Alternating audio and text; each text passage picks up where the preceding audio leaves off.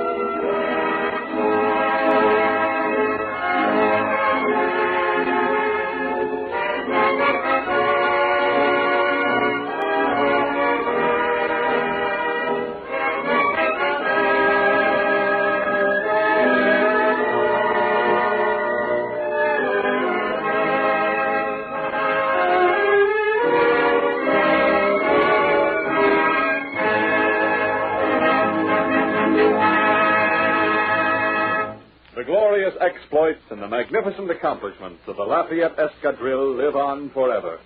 Here was a group of 38 daring, plucky young Americans who gathered at the first trumpet call of war and journeyed by cattle boat, tanker, luxury liner, and tramp steamer to answer the greatest challenge to democracy ever heralded.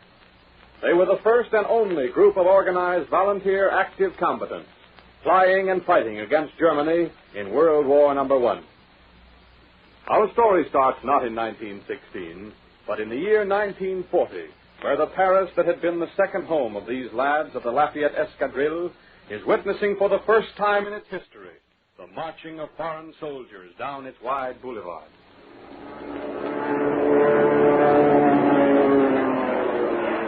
To think that I should have lived to see this happen to Paris. Pardon, New York is ready for your talk on the air, Monsieur Stewart. Okay, set the portable microphone right here. I'll announce this story from the balcony up here. And now we take you to John Stewart in Paris. Go ahead, Paris. This is Paris. I'm speaking to you from a balcony facing the Arc de Triomphe, around which is now marching the victorious German army.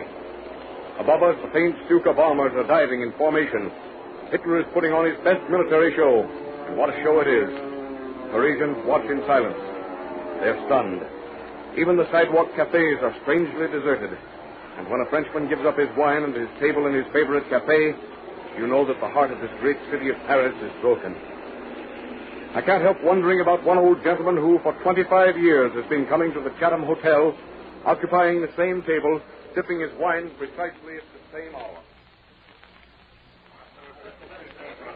Put down that cane, you old fool. I'll put it down on your head. Army or no army, I'll teach you manners. Mr. Charlian, please control your temper. Don't you understand they will send you to a concentration camp? Get him out of here or you won't break the concentration camp.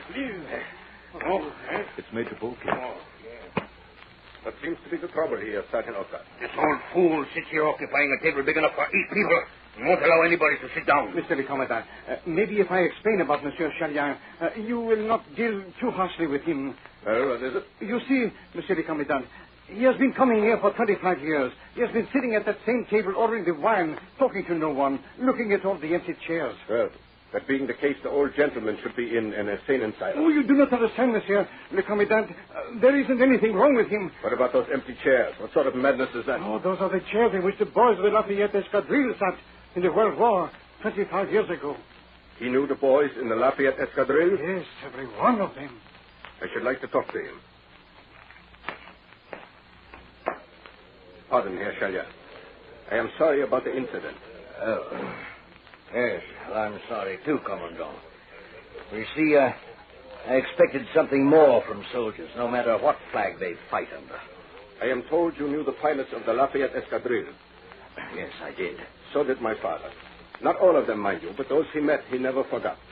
You see, he fought against them in the last war. His name was Oswald Burke. Burke? You are Oswald Burke's son? Yes. Well, would you sit down? I'd like you to drink with me. Thank you, Herr Schalier. Oh, no, don't sit there, please.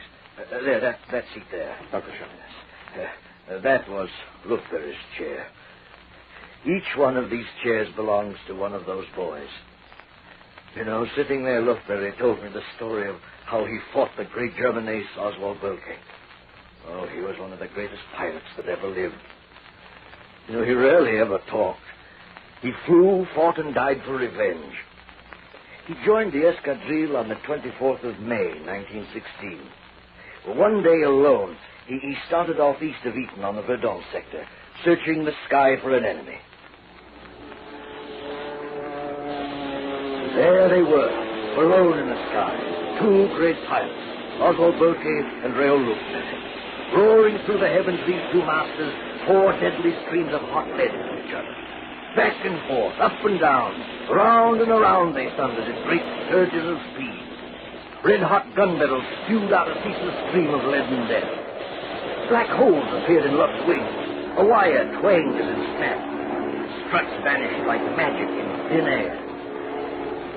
There they fought until every slug had been fired. Then, with gestures of mutual respect, they parted. Oh, yes, son. But that was only one of Raoul Lufberry's great fights. I am glad you told me that. You see, I never knew my father. My uncle used to tell me great stories of these early pilots. Oh, and in that chair to the left, Bill Thaw sat. And the boys called him the Iron Man.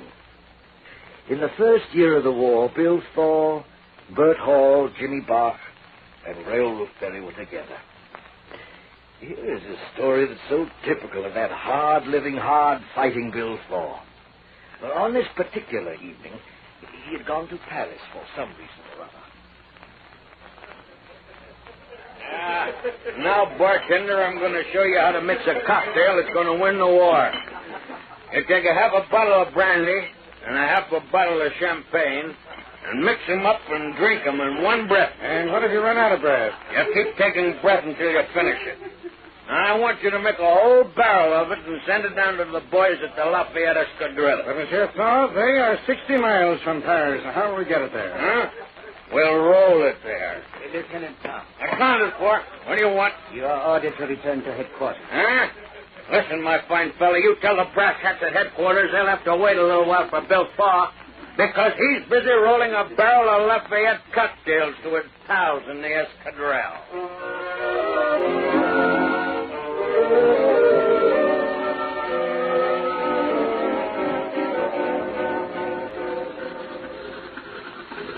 Lieutenant Thaw, orders are to fly into Germany for observation only. There's some vital information we must get before the next attack. But why in this twin-motor Codron G4? You sound as if you disapprove of it. My friend, you will too after you're riding this flying bathtub. Hey, if we come back from across the boss lines in this thing, I'll buy you a drink. You do not think we will come back? You ready? Yes. Here she goes.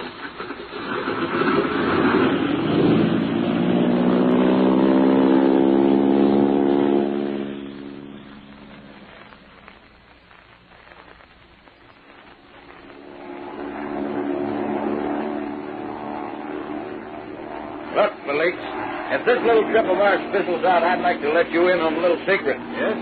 What is it, Lieutenant Thor? I want you to tell the boys in the Lafayette Escadrille that I found out that 2 parts champagne to 1 part brandy makes a much better cocktail.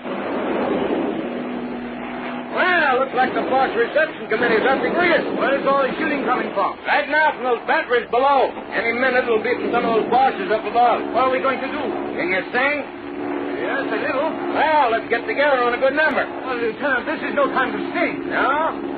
Well, what do you suggest? Well, why don't we turn back? We will. As soon as we get the information you want. There goes the fabric of the plane. Those wings look like confetti, huh? Well, looks like those boys mean business. 4 trucks just went up. It's just about time for that song, isn't it? Huh? Okay. I'll sing bass and you sing tenor. You'll have to sing loud to be heard over these motors.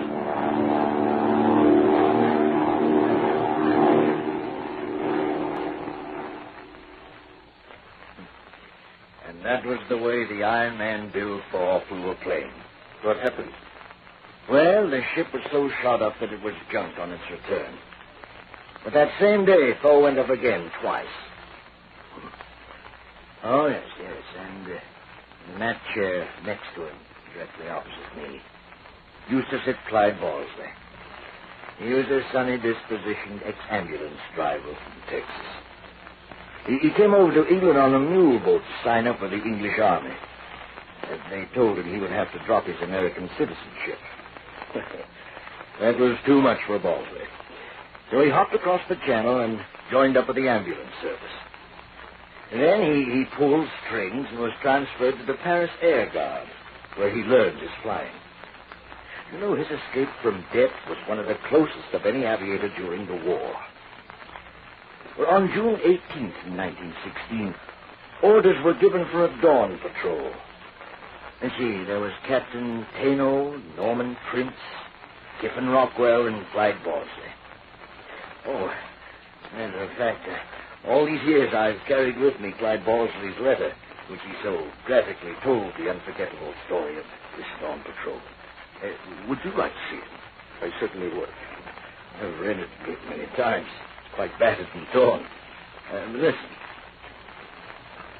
The night mist was still thick on the ground, and the 4 ships were lined up in front of the hangar in the faint light of dawn.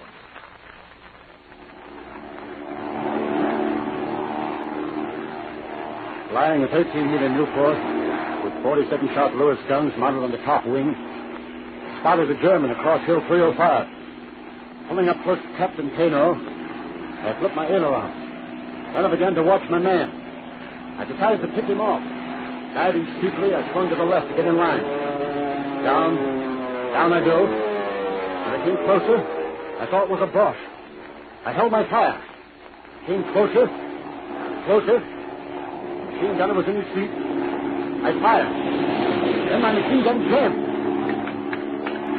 I was completely surrounded. I was too far behind the German lines to dive to earth. So I pulled up for a reimbursement. Bullets slatted my wings. Then something struck me like the kick of a mule. My rudder went out of control and I went to a spin.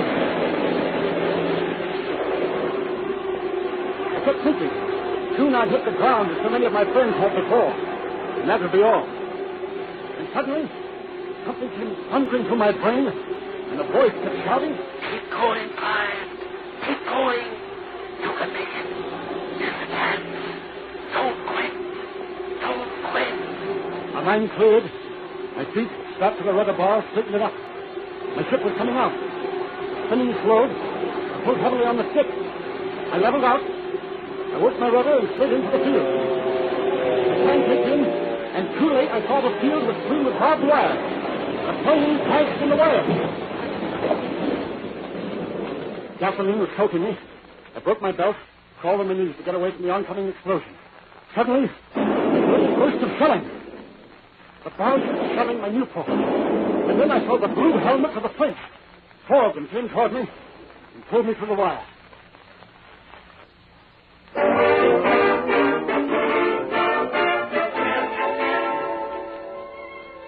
Yes, that That was the story of Clive Balsey, the first American aviator to be wounded in World War #1. And what happened to him? Well, he still lives in America. Out in Hollywood, they say. But what of the others? Who sat there? There. And to my right? Well, right over there, next to Balsey's chair, sat Victor Chapman. Incidentally, you know your father, Captain Bulke, fought Chapman in his second-last battle. I remember his telling me about the flashing personal insignia of the famous Captain Bulke. Yes, despite the searing horrors of war, his artistic soul was able to see the beauty in anything. In the shell-torn earth, in villages, in a sea of clouds. Victor Chapman was the best-beloved pilot of the Escadrille Americaine. Well, when he learned that Clive Balsey was brought down over Verdun and carried to the hospital, he set out for there at once. Oh, they were great pals, Balsey and Chapman.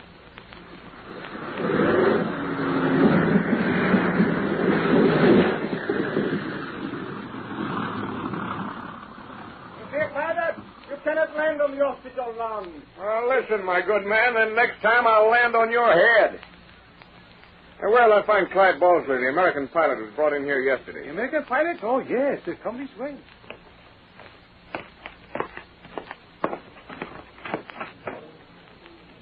There he is, Doctor. In that second bed. The doctor is standing by him. Doctor, how is he? Well, not so good. Gun bullet exploded in his side. I've just taken 6 pieces of bullet out of his hip. And wager there's 40 more. Could I talk to him? Yes, but not very long. It's very high fever. Thank you, Doctor. Hey, Clyde, how do you feel? Oh, hello, Victor. Can't you get me out of here? I've got some flying to do. Well, the doctor thinks you ought to rest for a little while. What do I want to rest for? There's a war going on. Yeah, but I talked to Tano into letting me work your shift. And, sort of keeping things organized till you get back. Anything I can get you?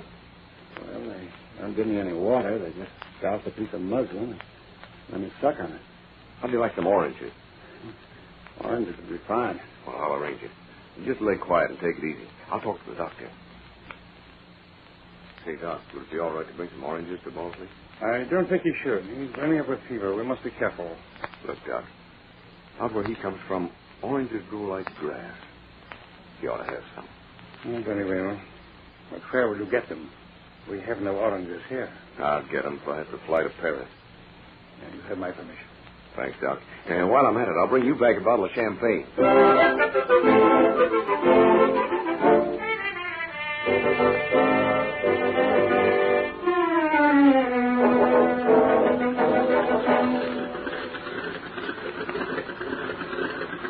Hey, Victor, where are you going? On patrol duty? No, I've got a little errand up at Vadlincourt. A lady? No, I'm bringing some oranges to Clive Balsey. Got to have oranges, you know. Oh. Give him my best, will you? And tell him to hurry up and get well. Sure will, Bill. I think I'll follow Tano, Lafayette, and Prince on the way over to Vadlincourt. I'll see you later.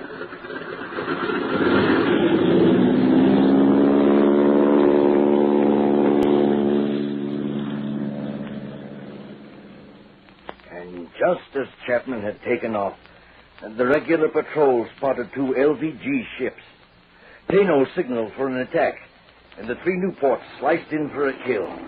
They quickly found themselves in a jam. There were 3 escort Fokkers overhead, and they plunged in on the boys.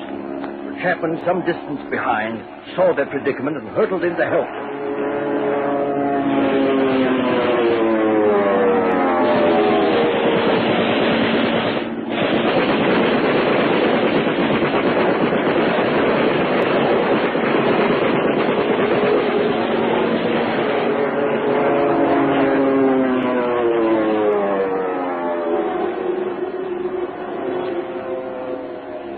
Chapman was fighting 5 planes single-handed. You see, the other 3, Tano, Lufberry, and Prince, had no idea that he was flying above them, and they fought themselves out of the trap and maneuvered their way back to the French lines. But Chapman never came back, and Balsey never got his oranges. And strangely enough, Chapman was buried in full honors by the Germans under the name of Clive Balsey. You see, he had a letter on him addressed to Balsey, and the Germans took it for granted that the aviator was Clive Balsey. Kiffin Rockwell, who was Chapman's best friend, wrote to Victor Chapman's parents a great, eloquent letter. He died a glorious death, and at the most glorious time of life to die, especially for him with his ideal. I have never once regretted it for him, as I know that he was willing and satisfied to give his life that way. But he had no fear of death, and knew there is nothing to fear in death. You must not feel sorry, but proud and happy. And the beloved Chapman deserves every tribute that can be paid to a splendid lad and a valiant flyer. You mentioned this Kiffin Rockwell. Was he a member of the Escadrille? Oh, yes, very much so. You see, Rockwell was a medical student, and he came over and volunteered his services as an intern in the French hospitals. When Rockwell joined the Escadrille, in addition to Tainol and Delage, you see, there was Bill Thor, Norman Prince, Bert Hall, Lufberry, Masson, Dudley Hill, Pavelka, Johnson, and Rumsey. You know, there was another American named Jim McConnell who was in the hospital at the time. Rockwell was the first American to offer his services to France. He was the first pilot to down an enemy plane in the Escadrille, and the first to be decorated with the Médaille Militaire. Oh, he had the spirit of a great challenge. When Rockwell was in the air, no German passed, and he was in the air most of the time. Oh, these Americans had an amazing sense of humor. The laughter was as big and as clear as their love of battle. I remember it was early in September.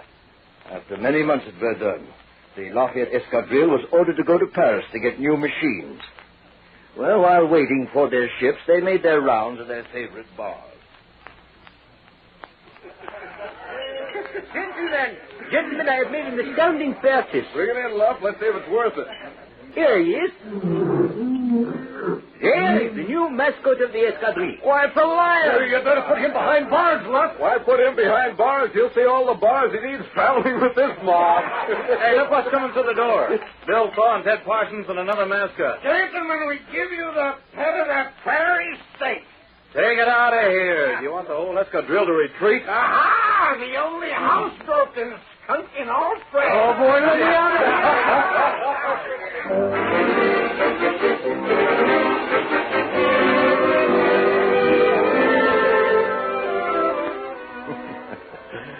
Yes, and there was another one who sat to the right of me. He was a great pilot and had the courage of a lion. His name was Norman Prince. Death rode like a grinning ape on his shoulder for 9 months. Day after day, he had come back with his ship nearly torn to pieces by shrapnel. In the early days, he used to fly those bombers that moved through the air like crates. Oh, they were clumsy ships, hard to maneuver, and an easy target for the ground gunners. The story that I shall never forget about Norman Prince was the story of his flying with Lufberry on October 10th, 1916. They went over the German aviation field at Hobsheim. They circled low, daring the Boche aviators to come up.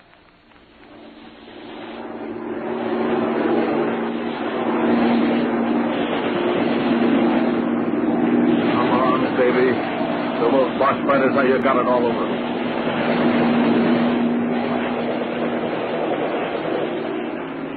Get him, Lufberry. Get him, boy.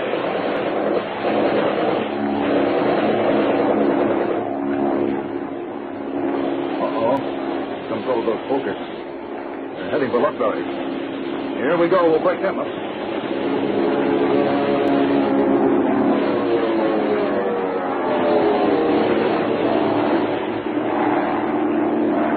Good old Lufberry. He's in the clear. Quick start, huh? Running out of gas. Well, here we go, baby. Gonna dive. And glide for the emergency field of course.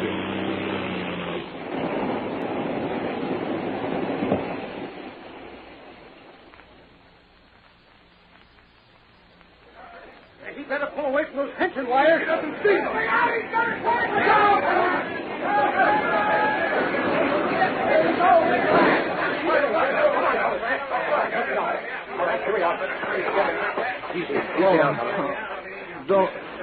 Don't bother with me, boys. I'm done for.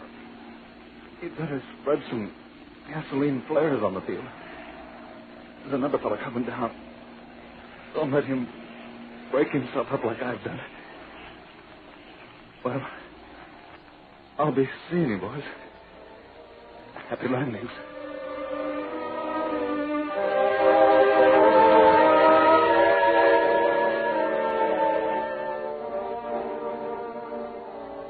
So, you see, my boy, a hero sat in each one of these chairs at this table.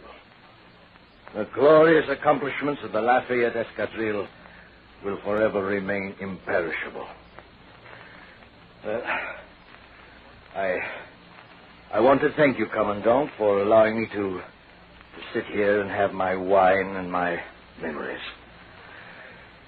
I'm afraid that I won't be coming back anymore.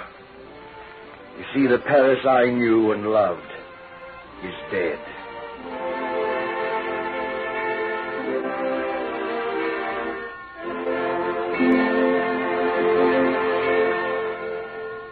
And so they all pass before us, that heroic legion of magnificent youth, those audacious young eagles who spread their shaky wings in flaming war-torn skies.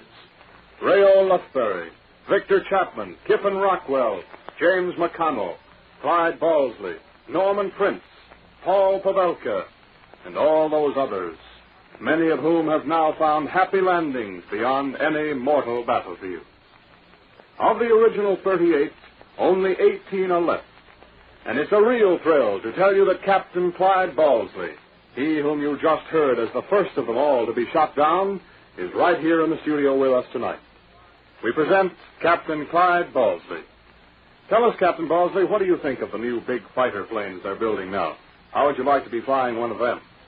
Well, it would certainly be a pleasure, but there's a big difference between them and the ones we flew. I doubt if I'd know how to handle these new miracles. Well, how do you think your old pals, the flyers of the Lafayette Escadrille, would feel about the fall of France, Captain? I feel that they'd say to a man, as I say now, the perspective of the great writer of history is a broad one, and no matter what may happen temporarily, there will always be a France. I am sure there are many millions who agree with you, Captain Balsey, and thank you for your invaluable help in preparing this all-too-short salute to that valiant group, the Lafayette Escadrille.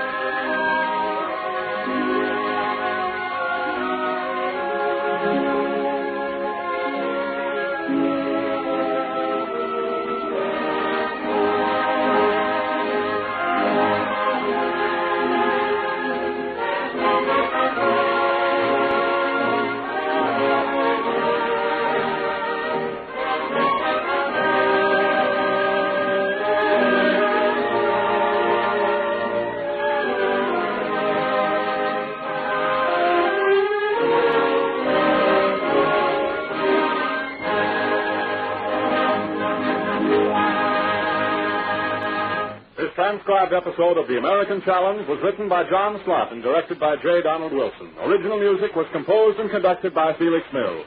Listen again at this same time next week for The American Challenge.